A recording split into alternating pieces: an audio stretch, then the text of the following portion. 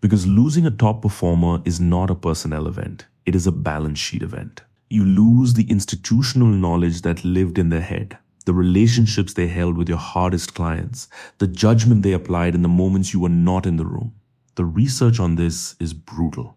Replacing a skilled employee can cost, depending on the role and the study, anywhere from 1/2 to 2 times their annual salary. And that is just the money. The morale cost, the signal it sends to everyone still sitting in that team meeting, that is the part that compounds. Because every person who stays watches how you handle the person who left.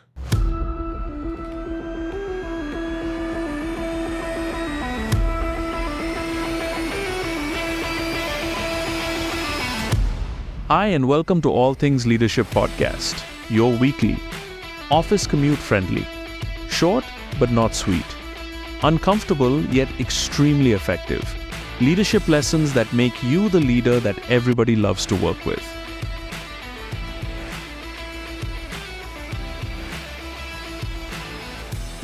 I am still recovering from a bad throat infection from last weekend, but I wanted to carry on the rhythm and not take a break. At least for the ones who care. So here's a story to set the stage for today's discussion. It was a Tuesday, 4:47 in the afternoon. Most of the floor had already gone quiet. And that is when an ex-colleague of mine, let's call him Subbu, sent a calendar invite to his manager.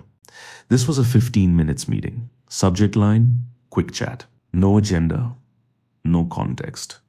And the leader on the other side of that invite, a leader I had personally worked with, admittedly, turned pale. Because every leader knows the invite, the one with no subject, the one booked at the end of the day, the one that says, "We need to talk." Subbu walked in. He did not sit down. He just said 5 words. "I am putting in my notice." Now here's the part that should terrify you. Subbu was not a flight risk. Subbu was the flight risk that leader never saw coming.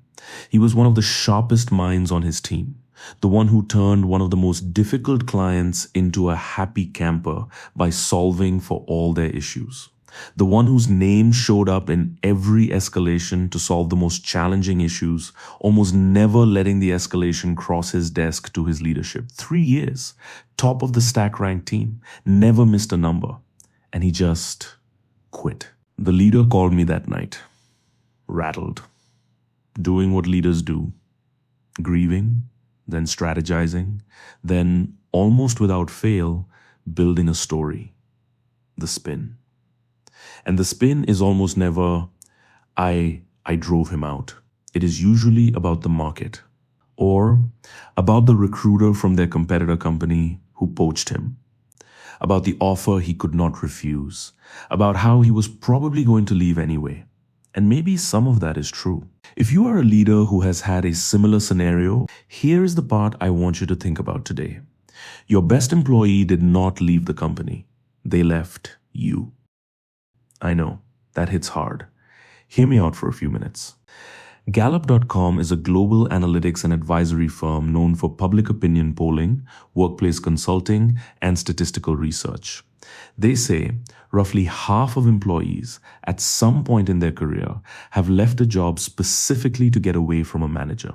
Not the pay, not the product, the manager. And here is the number that should keep you up at night. 75% of the reasons people quit, Gallup says, are things a manager can actually influence. Which means whether you caused it or not, you were the one positioned to prevent it. So let me ask you something. When was the last time you asked your best person what they wanted next, before a recruiter from the market did? When did you last call out, specifically, what they did that mattered, instead of just saying, "Great job," if at all you ever said that? When was the last time you tried protecting them, the way you protect yourself? And when, honestly, was last time you felt grateful they were there with you? Yeah? Is that enough for some soul searching? Here is what I see over and over in the exit stories that never make the exit interview. Because here is another truth from the research, and it is a quiet one. Gallup found that more than 4 in 10 people who quit never told their manager they were even thinking about it. They told their coworkers, they told their spouse, They told a recruiter, "You were the last to know."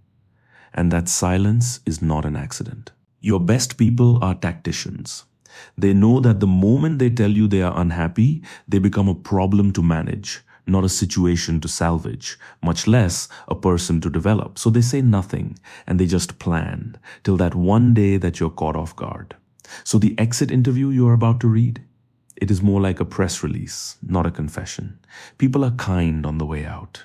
They want the reference. They want the bridge. So they say a better opportunity, and you nod, and everybody feels better, and nothing changes. Let me walk you through the real reasons your best person walked. Not the exit interview version. The version they whispered to a friend over a drink. But before I give you the list, let me tell you about the signals. Because your best person did not quit on Friday. They quit on a Tuesday, 3 months ago, and you missed it. They stopped pushing back in your meetings. The person who used to disagree with you, the one who would tell you the plan had a hole in it, went quiet. And you probably thought, oh good, they are finally aligned. No, they checked out. They stopped asking about the next role. 6 months ago, they wanted to know what promotion looked like. 3 months ago, they stopped asking. That is not contentment. That is surrender. And you told yourself they were finally getting balance. They were not getting balance. They were reclaiming the energy they used to give you and routing it somewhere else. Every exit has a runway, and the runway is paved with signals you labeled as improvement.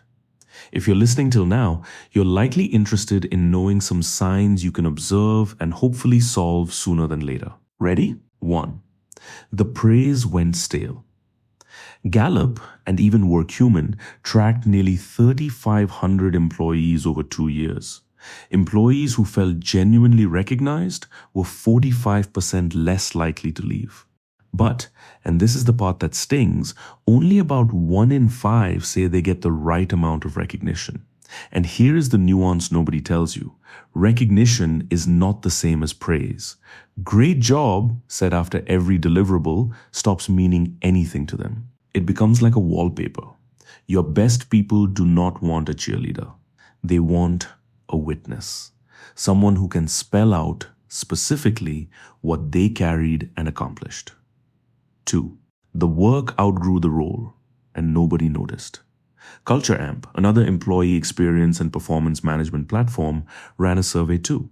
They looked at what actually drives people to leave. And the single biggest factor was not the manager, was not pay, was not even leadership. It was development at over half of all decisions. Your top performer is almost always the most growth-hungry person on your team. That is what makes them good.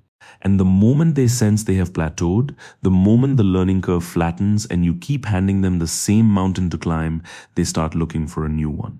You did not lose them to a competitor. You lost them to a future you did not offer. And here is the cruel irony. The same hunger that made them your best performer is the hunger that makes them leave. You cannot have one without risking the other. Growth is a loyalty program. Starve them of it, and they leave. 3. You promoted the wrong people, and they noticed. Gallup says companies get their managerial hiring wrong 82% of the time. 82%. Usually because they reward tenure or individual performance instead of actual leadership ability. Now, your best employee is watching this. They watch the person who could not run a meeting get promoted over the person who carried the team. Because if that is what leadership looks like here, they do not want it. 4. You made them pay for being reliable. This one is the quiet killer.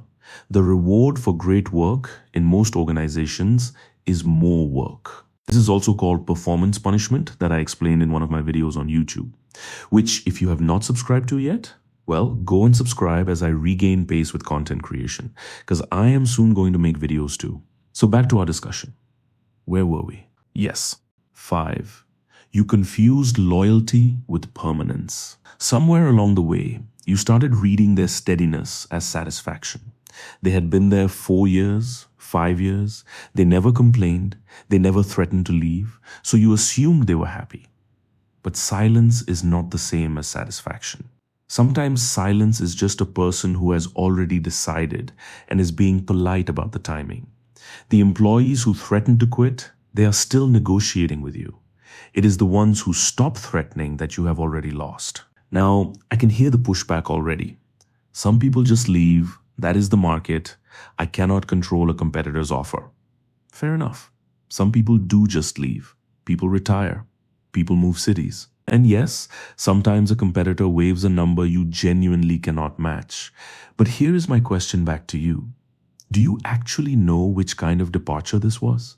Or did you assume because assuming was easier and convenient? Because there is this thing that happens, and researchers who study turnover have a name for it.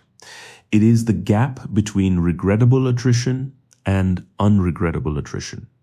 Regrettable is the loss you feel. Unregrettable is the loss you are able to explain.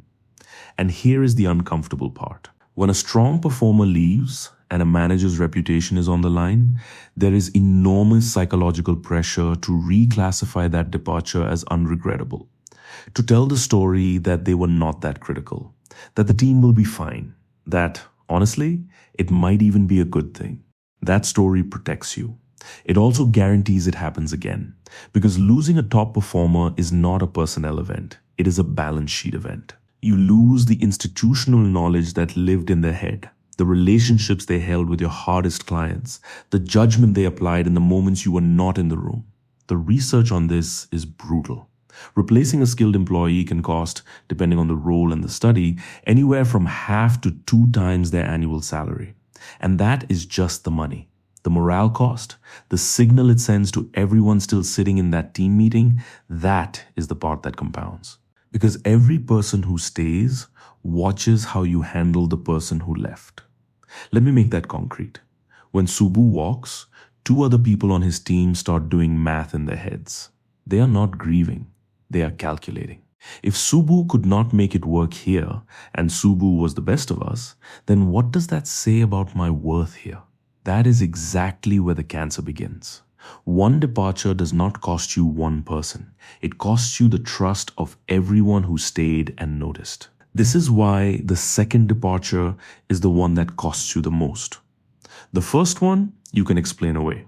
The second one, you have to explain to yourself. So let me land this plane quietly. Stop running exit interviews on people who are already gone. Start running stay interviews on the people who are still here. Ask your best person this week what they want to be learning 6 months from now. Ask them what is draining them. Ask them what they would change if they were in your chair. And then, this is the part most leaders skip, listen like the answer might be your fault. Let me say that one more time. Listen like the answer might be your fault. And then do the harder thing. Stop promoting people because they are good at the job they are in. Start promoting people because they are good at the job you are sending them to. Those are 2 different skills. And one more. Audit your own calendar from the last month. Count the hours you spent with your top performer. Now count the hours you spent with your most difficult performer. If the difficult one got more of you than the best one, do know that that is your retention strategy. And it is broken. Because it probably is. At least a little. And that is not a verdict on you. That is an invitation. So back to Subbu. Back to the leader on the phone, building the story, the spin. Here is what I told them. Mourn the loss? Sure. And then, before you write the job description, before you call the recruiter, before you do anything, sit with this one question. What did I do or fail to do that made leaving feel safer than staying? If you've made it this far, I want to thank you for listening in and hope that this had added some value. We'll really appreciate if you leave a comment below and let me know what you feel about this. Does this resonate with you? Do you have a different opinion or another strategy that has worked better in your experience? One way or another, let's engage. Speaking of which, why don't you hit the like button and share this with at least one friend or coworker who you think this can be of help. Subscribe to The Learner Abhi on YouTube and Instagram while I go prep for our next episode on all things leadership.